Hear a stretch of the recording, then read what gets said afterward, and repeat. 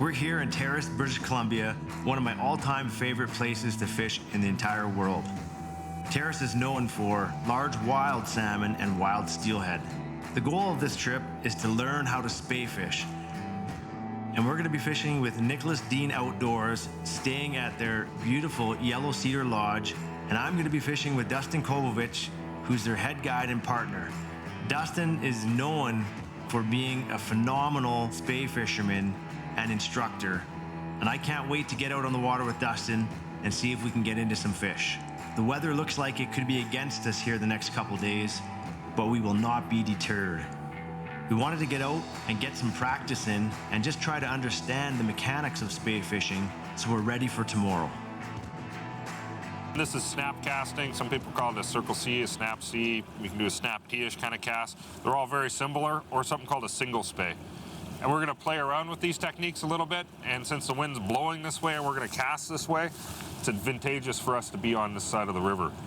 If we were trying to cast below us and the wind was blowing at us, and it actually blows the line in you and you get all tangled. So I thought maybe I'd demonstrate once or twice, and then we'll get you casting there, Brennan. Here, show me the ropes here. Very simple stuff. It's not that hard. There's a couple of key movements you gotta make. So what we got here is we got like a sinking portion, a fly, and then we have a very heavy short head on this rod, which is floating, which is called a Skagit head, but it's a shooting head for a spey rod. And it's much easier to cast than the traditional old long lines. And so this is a basic roll cast, but you use two hands. You pull back with your bottom hand and then bring it back. So pull out with your bottom hand and then pull it back towards yourself. Your top hand does a little bit, but it doesn't provide much of the power. It's your bottom hand. Your top hand's more of a fulcrum. See, and you just kind of pull back and then pop out. Pull back and pop out. And you see how I'm kind of skittering the fly across the water? Yeah. You want your line to catch the water a little bit. That's what kind of loads the rod, kind of like in single-handed casting when you go back and forth. That helps put the flex and the bend in your rod. And the other thing is when you keep the fly in the water, it's less likely to hook you. That's a good thing. Yeah. So that's the basic roll cast, which we're gonna learn how to do. But next, I'm gonna show you the whole cast that we'll do on this side. And you come up and kind of make an underhanded C motion, and you come back across in front of yourself and then out. So I'll show you here. Let's start with your line right down below you. Bring your rod up, your line goes above you. You come across, turn, and out. Looks simple, right? It's very much, in some regards, if people golf, it's like golfing. People think it's about power and everything. It's more about the timing and the execution of when you apply the different amount of pressure and force and where you're putting your line at. Let the rod do the work? Let the rod do the work. Yeah, I'll show you that one more time. So start with your rod tip low here, like an underhanded C, then come across, stop right there, and out. Does that make sense? Yeah. We'll wait out a tiny bit further here and we'll give it a shot. We'll worry about the actual fishing part once we get the casting part all down. Hopefully I don't make you nervous standing behind you. You're good. You just have to walk me through it a couple times. So, okay, put your bottom hand on there, spread your hands out nice and wide, and then just follow along with me. So give it a snap like this. No, the other way around. Yeah. So now, you know how to roll cast, right? Yeah. So roll cast it downstream. Start up high. Yeah, do a roll cast downstream to reset your line. Skitter in your line on the surface, go out, pull back, and I'll show you the rest too. So my bottom hand's here, so I'm gonna lift the rod and come underneath with the rod tip, and then out. This is just like taking a slap shot. Oh, that one didn't feel as good. Dude, if you single-handed fished all your life, like, you have common habits that are normal, and you're gonna make some of those mistakes. I've been doing this for over 20 years. Trust me. Unless you like hook me 3 times in the side of the head, we're gonna be cool. And that's within like an hour. One thing that I would recommend to anybody trying a new fishing technique or is just trying a new area that they're unfamiliar with is, if you have the means, definitely look into hiring a guide. What you can learn from a guide in a day or two in the water might take you up to a year or longer if you're just learning that by yourself. These guides are dialed in. They're out there every single day. So all this knowledge that they've accumulated over all these years in the water, they can pass on to you. I mean, it's well worth it because you will be rewarded at the end of the day. So this is our basic setup that we're using today. I've got a tube fly with a tiny bit of weight on it, very lightly weighted, just enough to balance out the plastic tube. And then from that portion, we come up to what is the floating portion of our line. This is this piece here. And the style of line that this is referred to as a Skagit head. And then beyond that, we have what's called running line. And there it connects right here. Yeah. And it's all loop-to-loop connections. And so when you cast, you try to get this pretty much at the end of your rod. Yeah. And the reason being is this portion's much thicker and heavier. And if you have too much out, it'll hinge, and then it's very hard to transfer the power from the rod. It's easier to shoot with that heavier line up front. Yeah. Well, it's kind of like if you grab your rod from the rod tip and try to hold it up, it just sags and doesn't do so good. But if you grab it from the heavy end, look, it's pretty good. It's the same idea. So this is like the heavier, stiffer piece, and this is the noodly piece. Now that we've kind of reviewed that, and Brendan's done a little bit of casting and kind of learned the basics of snap casting, I'm going to strip this to the end of the rod, and I'm going to show how to use the running line so that you can cast it further. And I think they call it the running line because it runs out further on the rod. Usually when you spey cast, you always start with your line pretty straight below you. Start with your rod tip low, pick it up, come around and across, stop, and then out. And then as your head starts going forward, you can see I let go of the line on the bottom of the rod. And that's how you shoot extra line out. Does that make sense? Yeah. That was a better. really good cast. That was better. And give her a big bend now that you're further out. Yeah, that's it. And then follow her slowly down around, almost like the river's pulling your rod around. There's a fish. Yes, sir, you got something there. That's a nice fish, too. Attaboy. There we go. Hey. Yo, there we go. On the spey rod. Learning how to cast. Learning how to... All we're fishing is a fairly light fly and a poly leader. Not fishing real heavy. Short leaders. But I could tell that was a good take, like. Right on, bud. Get a couple head shakes. I'm not sure what it is, to be honest with you. I think it's going to be a big humpy. I mean, hey, we're out here targeting a certain species, or salmon, steelhead. I love catching all fish. I'm not picky, Well, when there aren't a lot of like steelhead and coho or chinooks around, if that's what you're targeting, catching a pink every once in a while is kind of nice. Keeps you in the game. Yeah, it keeps you on your toes, right? Yeah. Like, gets the adrenaline going, your heart's racing. And if you're just learning how to fly fish or spey fish, catching anything's good affirmation. Absolutely. You can see him now. I'm pretty sure it's a big humpy. I think that is a big male pink, humpy. Yeah.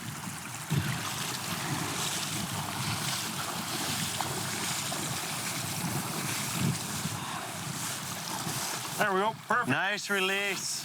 Best way to release fish is to not touch them at all. And if they get off by your feet, it's absolutely perfect. That looked like about a 5 or 6 pound male pink. So using a pink fly, kind of looking for steelhead, but we'll take anything that bites, man. It's still fun. First salmon on the spey rod.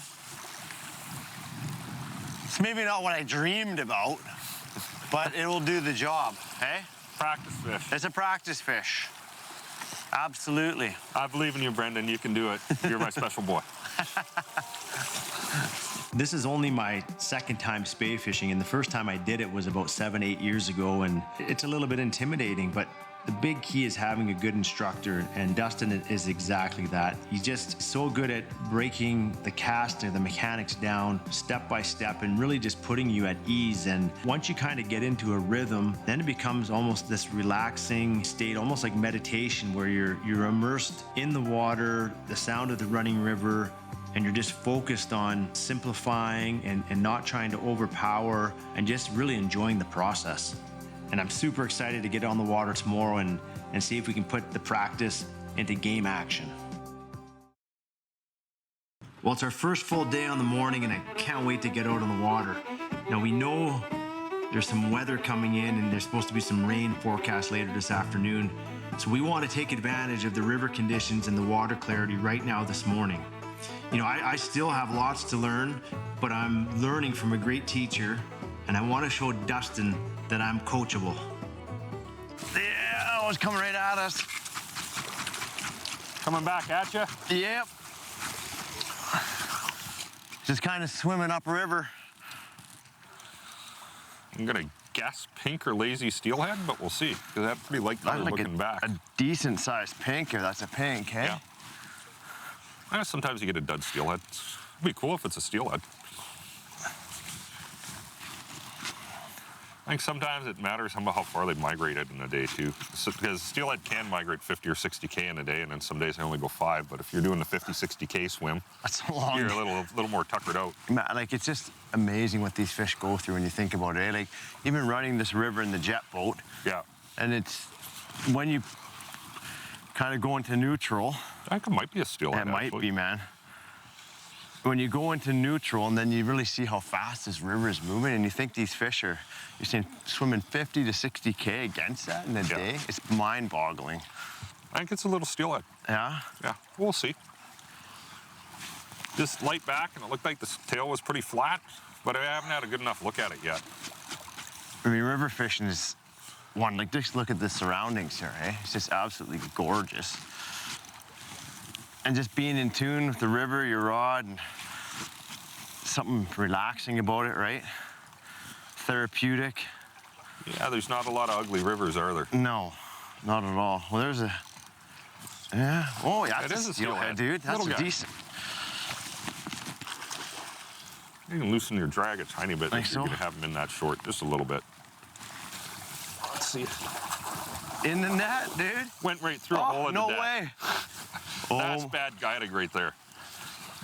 All right, just take her easy. Yeah. How did that go through there? And there's only like one big hole right in the top of the net, like for the fish to actually find that. So if we lose this, we should. That's a leader caught fish. That's a leader caught fish. Yeah. I'm gonna lift up here. Oh, you got him? Yeah. Wow. Awesome. Oh, hey? Yeah, that's the first steelhead of the year guiding. Wow. Well, at least summer steelhead. That's my first steelhead on a spey rod.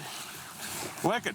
That was an adventure. That's a nice through fish. the net, man. Not a monster, but you could tell, like, just the strength of that fish. Just didn't want to come in. Wow, that's cool. It was caught in a gill net somewhere. That could have been Southeast Alaska in the ocean. It looks pretty old. See right there? Sweet. You can see its fins just slightly chewed up. Beauty, bud. Wow, that's awesome. So, hey. That's cool. Thanks, dude. We're on the board. Yeah. Hey? That's exactly what I was trying to get you to find, too. Yeah, I can see right here, it got nipped by the gill net here, too, right in the back. Still in pretty good shape. Just beautiful chrome. Yeah. Second day spey fishing, and you get a beautiful steelhead. That's awesome. Well, you took us to your bar, right? Yeah, kind of, Dustin's bar. Dustin's bar here. What a beautiful fish here. I might fix that hole in the net, you know, for the next one. That was classic. I'm like, what? He went through the net. We still got her, though. Yeah. That's a beauty, man. Just a beautiful, fat, chrome skin of steelhead. Yeah. Right around 30-ish inches, so like 9 pounds, 10 pounds. Nice fish. Nice dough, hey? Yeah. All right, well, let's get her back in here and keep her in the water the whole She'll time. probably take off. You see she had a tussle with a gill net, eh? Yeah. Oh, she's ready. Yeah. There she goes. Ready. That's an awesome feeling. Attaboy. Thanks, buddy. That was great. We could tell that take, you know, we got a pink last night, right, to get on the board, but just kind of getting the feel of the rod. But that take was much more violent. That was a solid take. And we're only about 25 kilometers from where the tide affects the Skeena too. So these are like super fresh summer run fish. It's probably only been in the river for 2 days, maybe 3 days at most. Chrome bullet. Yeah, beauty, man. That was fun. So and you're saying there are a lot bigger ones in here. It's the average size Skeena steelhead I see are usually kind of in the 8 to 15 pound range, but you get a fair number of high teens and low 20s. And the biggest ones I've seen out on the Skeena guiding are around 30, 35 pounds. Wow. And I know it's possible that there's 40 pounders in here, but you know, normal expectations about a 10 pounder, 15 pounder is pretty, that's just a beautiful average Skeena fish. And people come from all over the world to fish this river to catch that fish. Yeah, and it's one of the few rivers left in the world that has most of its wild runs of steelhead left intact. There are no hatchery steelhead in the Skeena. And the summer run of Skeena steelhead's usually somewhere in a low return year. In recent history, 20, 25,000 fish. In a really good year, maybe 50 or 60,000 fish. Well, awesome. Let's get back at her. We haven't even fished that much today. No, we haven't. Eh? That's awesome. Is what it is, man. Oh, man. That was cool. Super cool. Thank you. Well, let's get back at her, bud. Yeah. I can't. And look where the hole is. Like, what are the odds of that fish finding that? I wonder who tore that in there. Well, we still got her, though.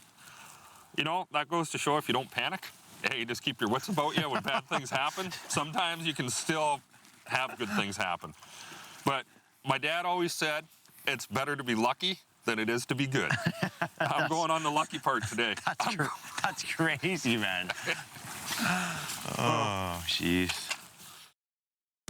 Things were looking good and my confidence was high. I was super pumped up.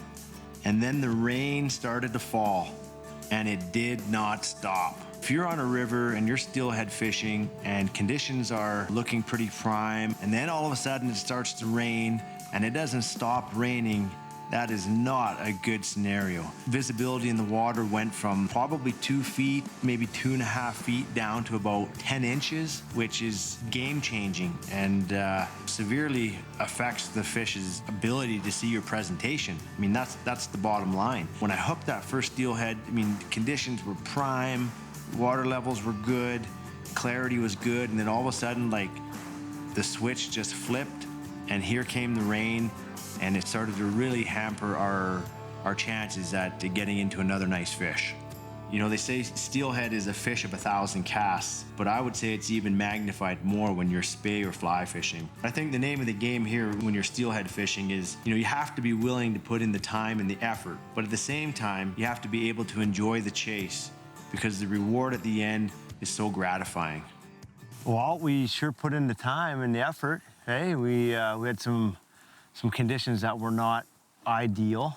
I got a nice steelhead the other day, and I think you had a steelhead on today, and I think I hooked another one, but we never got to see it. Yeah, it's welcome to steelhead fly fishing, bud. Yeah. You know, sometimes it seems like it's pretty easy, but most of the time it's pretty tough sledding, and the river's come around a little bit today, but we're still sub-foot of visibility, and you know, makes it a little hard for the fish to see the flies, but tried a little bigger flies. You know, I don't know, we hooked 5 or 6 assorted fish today. Yeah, absolutely. Got some pinkies. Yeah. To the beach. Pinkies. And a trophy bull trout. What was that, all of about 9, 10 inches? Big bull, yeah, big bull. He was super aggressive though, good take. But I mean, you know, I'm pretty impressed with your progress spey casting. I think you can get the job done now, man. So. Well, that's the thing. Like for me, doing this was new. Yeah. And it's always awesome to try something new. And a lot of people might think that this is intimidating, but you know, once you get the hang of it and you have a good teacher like yourself, you get more confident and it's not intimidating, right? Yeah. Like I think that's the biggest mental block for anglers is how difficult it looks. But you know, we talked about it a couple times over the last few days. Was your body actually feels better after a day of spey fishing than it does single-hand fly fishing?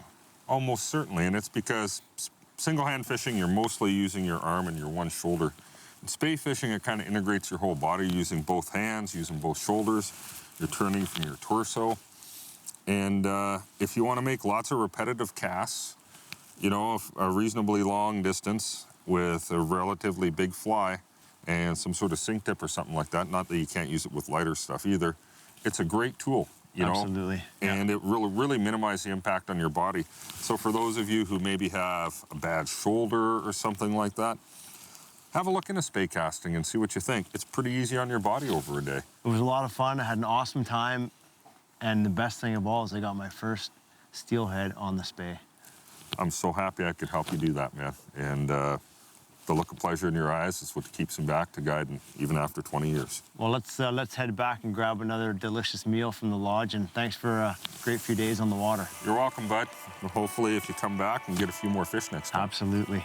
Although the weather decided to give me a tough initiation to spey fishing, I still had an absolute blast, and I would consider this trip a huge success because I'm still riding the high of catching my first steelhead on the spey rod. The electricity of the grab and the powerful fight was incredible. When I finally brought that fish to hand, it truly was a special moment, just knowing I had put in the time and effort and I was finally rewarded. I want to say a huge thank you to Dustin and Rob from Nicholas Dean Outdoors for hosting us. They have a first-class operation, from their staff to their beautiful lodge to their location. Everything was phenomenal. This trip has built a passion for spey fishing in me, and I definitely plan on coming up here again to test my skills out on the river.